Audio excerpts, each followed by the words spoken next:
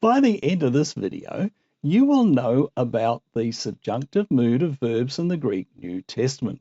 Hi, Rob McIver here. Let's think about the subjunctive mood and provide some tips on how to recognize verbs in the subjunctive mood, how to translate them, and how to interpret them. It's normal that I would approach a new topic by comparing the English grammar with the Greek grammar. But with subjunctives, it's probably best just to concentrate on the Greek subjunctive without thinking too much of the English subjunctive. That's because, as you can see in this diagram, while English uses the subjunctive quite a lot, Greek maybe uses it a little bit more. Hard to judge. There is some overlap between the English and the Greek usage, but most of it doesn't overlap. And the bits that do overlap aren't particularly helpful in understanding the Greek subjunctive. So we're just going to begin by looking at the Greek subjunctive. In fact, there's lots of good news about subjunctives. Now, I admit it seems strange to begin by looking at a vocabulary list, but most of the subjunctives in the New Testament are found following one or more of these words.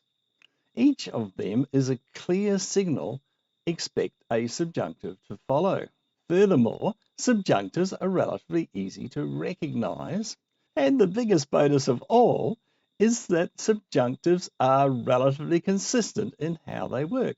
So when you meet a subjunctive, your expectation will be that it's easy to translate and furthermore clear-cut in its interpretation. So that's the good news about subjunctives. Now that you'll approach the task with a relatively positive frame of mind, let's see how subjunctives are formed. Now here in this table, we have both the indicative and subjunctive for the present active. In the left-hand column, you will see the present indicative active of luo goes luo, luis, luai, luomen, lueti, luusen. And in the right-hand column, you will see the present subjunctive of luo goes luo, luais, luai, luomen, luata, luosen. Now, do you see a pattern emerging here? I tell my students a subjunctive goes long.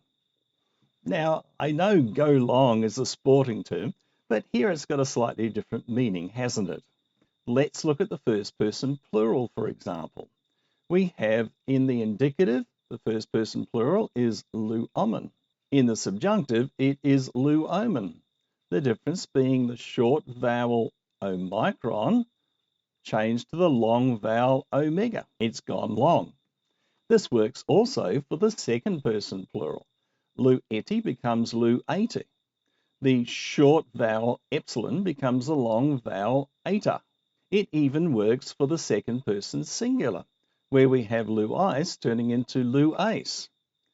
The epsilon, a short vowel, turns into an eta, a long vowel, and the iota becomes a subscript. And in the third person plural, we have luusen becoming luosen. We have omicron becoming an omega, short vowel becoming a long vowel, and upsilon, as it does in other circumstances, just disappears. The only problem really is the first person singular. If you look at the indicative and subjunctive, you will see that they are both exactly the same, even down to the accent. In practice, this is not that much of an issue. Remember that vocabulary list. Each word there signals a subjunctive is to follow. And if we find luo following one of these signal words, it's pretty likely that it's going to be subjunctive, isn't it? So the context makes it clear whether luo is an indicative or a subjunctive present active. Does go long work for the middle and passive voices as well? Well, the present indicative middle and passive of decomai is decomai, decai, deketai, decometha, decesta, decontai. Its present subjunctive is decomai, decai, decatai, decometha, decesta, decontai. You can see that the general rule, go long, still works for the middle and passive present subjunctives. In the first person singular, we have decomai becoming decomai, omicron, a short vowel, becomes omega, a long vowel. We have in the third person singular, deceti becoming decati, a short vowel epsilon becomes a long vowel eta, etc. The only challenge with present tense, middle and passive subjunctives is the second person singular, which already has a long vowel, eta, in its ending. So decade is the same as decade. Again, they're exactly the same, right down to the accent. So how do we tell the difference? Well, the context is going to help us. Any word in the vocabulary list that we had earlier is going to indicate a subjunctive. So if we find decay following one of these indicator words, we have a pretty good idea that it's going to be a subjunctive. The context will tell us. Does go long also work for weak aorist? Well, yes and no. Let's have a look. Well, there are some differences between the aorist indicative active and the aorist subjunctive active, aren't there? For example, the aorist indicative active has an epsilon placed in front of luo, and that's completely missing from the aorist subjunctive active. And the tense system works slightly different with subjunctives. We're going to come back to that. And if we look at the ending, there's been a sigma added, which is the same in the aorist indicative, to be frank. There's a sigma added. But then we have the endings o, ace, a, omen, eta, osin. Recognize those? They are the present subjunctive active endings, aren't they? So to form a weak aorist subjunctive active, we have added a sigma and then the endings of the present subjunctive active. Where's go long gone to? Well, we use go long to get the present subjunctive active. We just have to remember to get the aorist subjunctive active to add a sigma and then reuse those endings. You will, no doubt, remember that the sigma on the weak aorist endings of such verbs as sa interact with the consonants at the end of verb stems, and that for many consonants it does so in a predictable manner. Something similar happens with weak aorist subjunctives.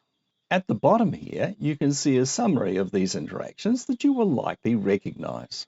So a guttural plus a sigma becomes an xi, a labial plus a sigma becomes psi, and a dental plus a sigma, well, the dental disappears. So all of that's familiar from the formation of the weak aorist indicative active. The last row is a slightly different take though. With the aorist indicative active, eo and ao verbs go sa, etc. With the aorist subjunctive active, they go so. So let's apply these to the examples that I've given here. The present indicative active of blepo goes blepo, blepis, blepi, blepomen, etc. In its present subjunctive active, it goes blepo, blepace, blepe, blepomen, etc. Its weak aorist goes eblepsa, eblepsas, eblepsen, etc. And in the aorist subjunctive active, it goes blepso, blepsase, blepse, etc. Now, with both the weak aorist indicative and the weak aorist subjunctive, we see that we have the combination of the labial pi plus sigma to form a psi. In its present indicative active, doxadzo goes doxadzo, doxadzis, doxagzi, etc. In its present subjunctive active, it goes doxadzo, doxadzase, doxadze, doxadzomen, etc. In its aorist indicative active, even though it actually finishes with a zeta, which is not really a dental, it acts like a dental. So we have the weak aorist active of doxazo being egdoxasa, egdoxasas, etc. Now, when it comes to the weak aorist subjunctive active of doxazo, we have doxaso, doxasase, etc. So we have that z plus sigma just ending up as sigma, as I say, acting almost like a dental. With pytho, we have a true dental. We have theta, at the end of the verb root. So in its present indicative active, it goes pytho, pythais, pythai, pythomen, etc.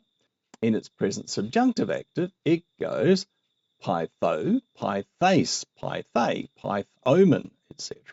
The weak aorist indicative active of pytho is pysa, because theta plus sigma just leaves a sigma. Pysa, pysas, etc. And we have its aorist subjunctive active is pyso, pysase, pysay, pysomen, etc. Now, what about the aorist subjunctive of middle verbs? Well, in my book, Beginning New Testament Greek Made Easier, we've postponed learning about the aorist indicative middle and passive verbs until a later chapter. But because the aorist subjunctive middles are formed in a way that is consistent with what else you've learned about subjunctives, we can talk about them here. We have here the present subjunctive middle of dechomai. It goes dexomai, dexa, dexatai, dexometha, dexaster, dexontai. Now, if you look carefully, you can see that there's been a sigma added. It's hidden in the xi, and then we've added the endings of the present subjunctive middle. That's pretty much what happened with the present subjunctive active of luo. So that's another bit of good news. But what about the strong subjunctive active, you ask me? Well, thanks for asking. Here we have our pattern word, lambano, and in its strong aorist indicative active, it goes elebon, elebes, eleben, elebomen, elebeti, elebon. And in its strong aorist subjunctive active, it goes labo, labase, labe, labomen, labeta, labosen. Well, you can see what's going on, can't you? Just as with the weak aorist subjunctive, we are missing the epsilon at the beginning, and we have taken the strong aorist stem, lab, and added the endings of the present subjunctive active. Once you become familiar with it, it actually isn't too bad. Here we have some examples of how these strong aorist subjunctives are formed. There's several columns here. We have a column for present indicative active, present subjunctive active, aorist indicative active, and aorist subjunctive active. And once we know the aorist indicative active, we can pretty much work out what the aorist subjunctive active is going to be. I suggest we begin with estheo. Estheo in the present indicative goes estheo, esthei, sesthei, etc. In the subjunctive, it goes estheo, estheis, esthea. Notice the ice turns into ace. It goes along, and the iota becomes an iota subscript. The aorist of estheo is ephigon. You knew that because you had memorized it. There's no way to work it out if you don't know it. From ephigon, we can see the aorist root of the verb estheo. We discard the augment at the beginning of the word, and we discard the aorist ending, and we are left with fag. And it is fag that we use as the basis for the aorist subjunctive. And to that, we add the endings of the present aorist subjunctive, which is o, ace, a, omen, eta, osen. A similar pattern can be observed with bellow. In the present tense, both in the indicative and the subjunctive, bellow has two lambdas. The present indicative goes bellow, bellice, belli. The present subjunctive goes bellow, bellace, belay. The epsilon has gone long, and the iota has become an iota subscript. The aorist of bellow is ebellon. It's different from the present because the aorist only has one lambda. And we can determine the root of ebellon from discarding the augment and the ending, which leaves bell with one lambda. So the aorist subjunctive active is bello, bellace, bella, etc. Now let's go back to ago. It seems trivial to note, but ago starts with a vowel. So when we come to the aorist, the alpha has become an eta, agagon.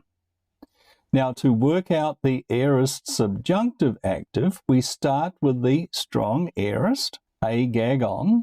We have to reverse the lengthening of the alpha, so eta becomes alpha, and we take the gag, so that is the aorist root of the verb ago. And it goes agago, agagase, etc. Now, there's a couple of other verbs that do interesting things.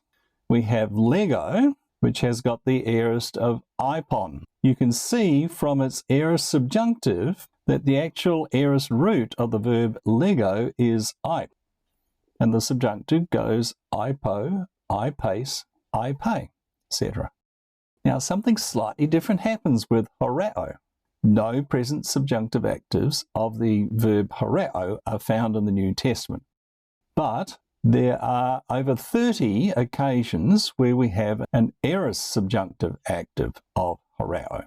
The aorist indicative active is idon, and when we come to the verb root, unlike ipon, which retained the epsilon, idon loses the epsilon to become ido, ido, idace, idae, etc. So that's just some examples about how the strong aorist subjunctives are formed. Here we have something quite interesting.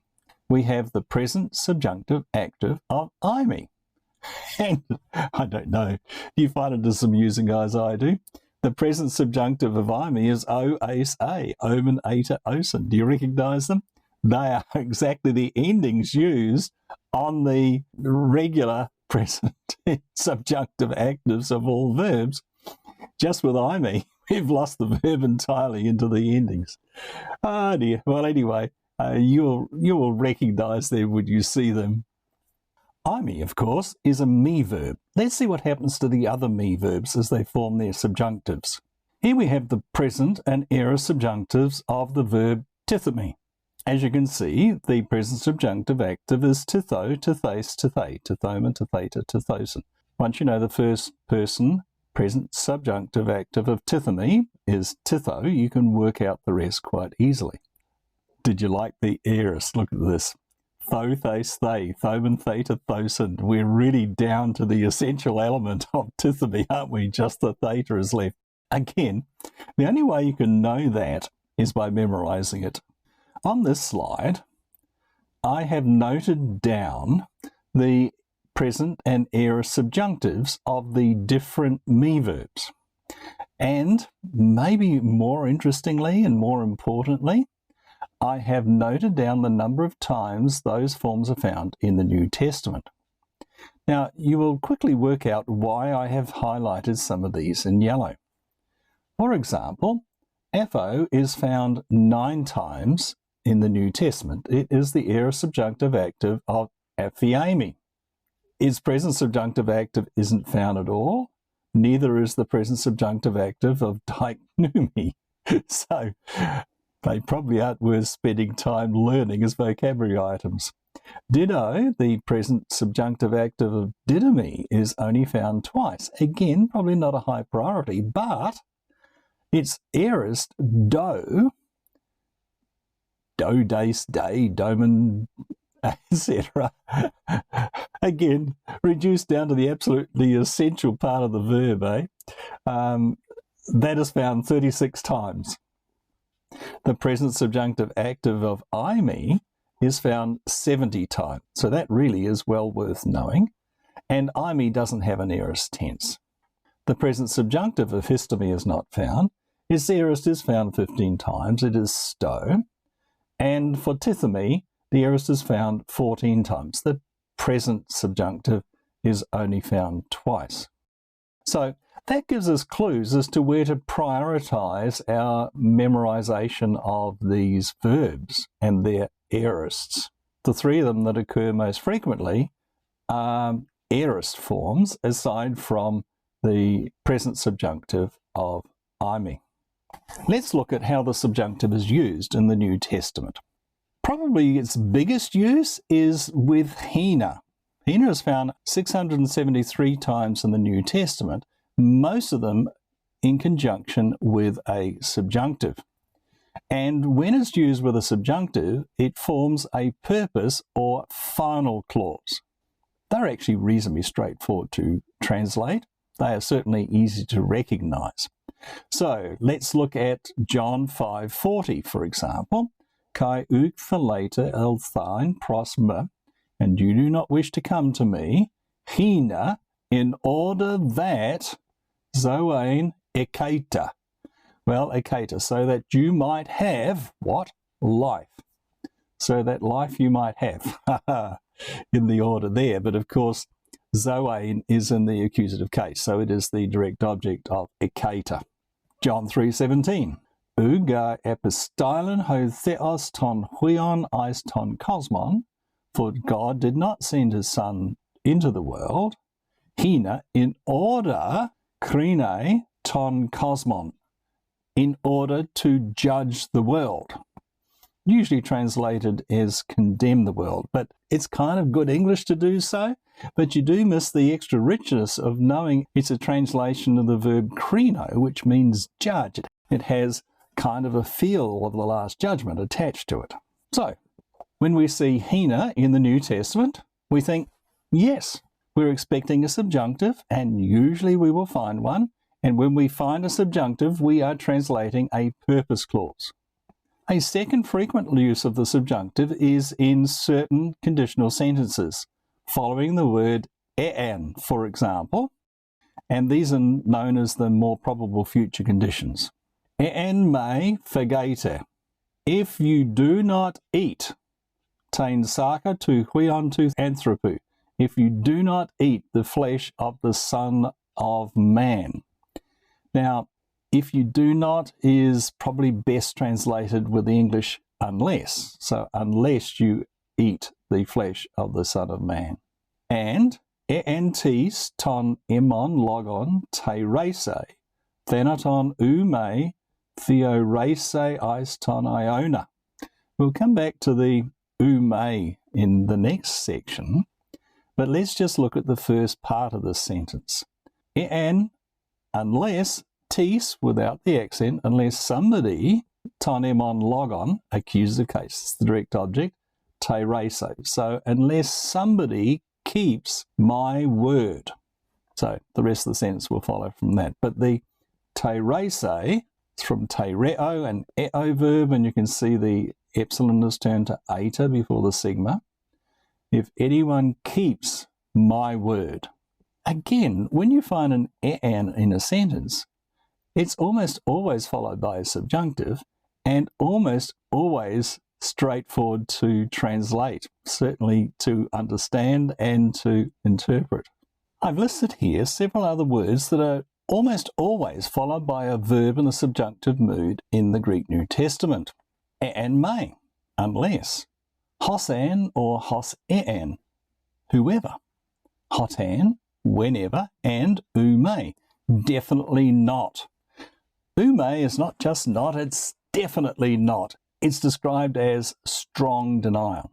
So let's look at some examples of how these words are used in the New Testament. We've already translated some of John 8:51. Eantis ton emon logon te reso. If anyone keeps my word, thanaton ume theorese eis ton iona. Looking for the verb first, theoreso it's the aorist subjunctive of theoreo, isn't it? I see. Ume, definitely not see. Now, this might be aorist, but of course this event is talking about something potentially happening in the future because it's contingent on if. If anyone keeps my word, then in the future they will definitely not see death. And that's underlined by saying eis ton iona, into the eons, normally translated as forever. Ume, strong denial. There's another one in the next verse, John 4:48. Ean me se maya te terata idata. So the verb is idata. It's the aorist subjunctive of horeo. And may means unless. Unless you see signs and wonders, eīmī pistusēta.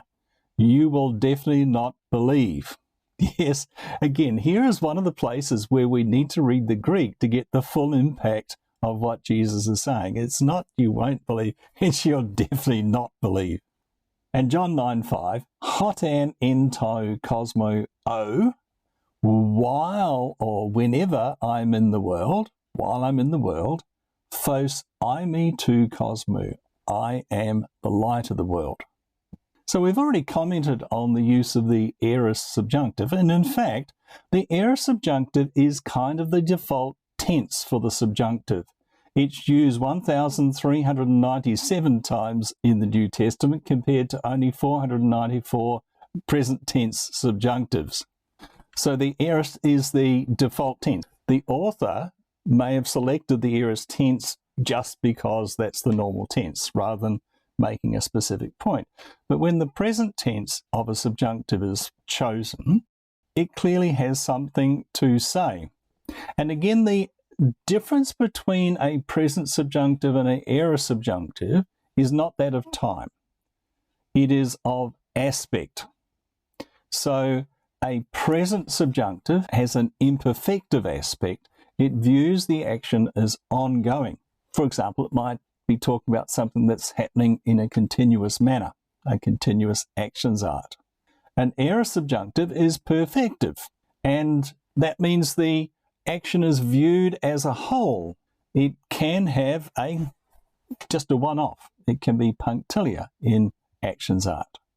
By the way, in my series of videos, there is a separate video talking about the use of tense in the New Testament where I explain at some depth what actions art is and what aspect is, especially perfective and imperfective aspects. Now, it can be useful for the interpreter to know the difference between an aorist subjunctive and a present subjunctive. When you're translating, though, it's very hard to indicate any difference between the two tenses. So let's think of some tips that'll make it easier to recognize, translate, and interpret verbs that are found in the subjunctive mood. Well, the first tip is mildly surprising. I've made similar suggestions before, so that's why it's only mildly surprising. The best way to be able to recognize an aorist subjunctive is to be able to recognize aorist indicatives, particularly the strong aorist. Memorize the aorist indicatives of the strong aorist verbs, and that will help you quickly identify the aorist roots used to form the aorist subjunctives. Similarly, while me verbs are quite regular once you know where they start in their first person singular, how they get to the first person singular is kind of idiosyncratic. They've got to be memorized too. I would concentrate on memorizing first those that are found more frequently in the New Testament, though. Now, to help you with this, there is an appendix in my book, Beginning New Testament Greek Made Easier, Appendix J, which gathers together many of the frequently occurring verbs in the New Testament and provides there the present indicative, present infinitive, present subjunctive, aorist indicative, aorist infinitive, aorist subjunctive. So you've got them all listed in a table. So we begin with the regular verbs. There's 3 of them. Then we go to strong aorists. Then we have eo and ao verbs. And then we have me verbs. Then we have interesting verbs of various kinds. So that is a very helpful appendix. Now, aside from that, subjunctives are pretty much wall-to-wall good news for the student, because they come with a small number of words that are frequently found in the New Testament, and those words provide a strong clue. Look for a subjunctive, because they are almost always followed by a subjunctive. They form constructions that are predictable and easy to translate and easy to interpret. It's all pretty much win-win. Subjunctives are your friends. Yes, I say that of test by students, but yes, subjunctives are really nice to find when you're working through a difficult passage that's got participles and other things that are hard to manage. They are predictable, and they are given a strong signal that they're about to occur. The most important thing, though, of course, is to practice. Practice translating out of the New Testament. And if you're looking for an exercise that gives you practice in recognizing and translating subjunctives, there is an exercise in chapter 22 of my book, Beginning New Testament Greek Made Easier, that you might find helpful. This video is part of a series of videos on the grammar of the Greek New Testament, including several videos dealing with the mood of verbs in the Greek New Testament. You can most easily find these videos by subscribing to my YouTube channel, NT Greek Made Easier, or by following me on x.com at McIver 2024.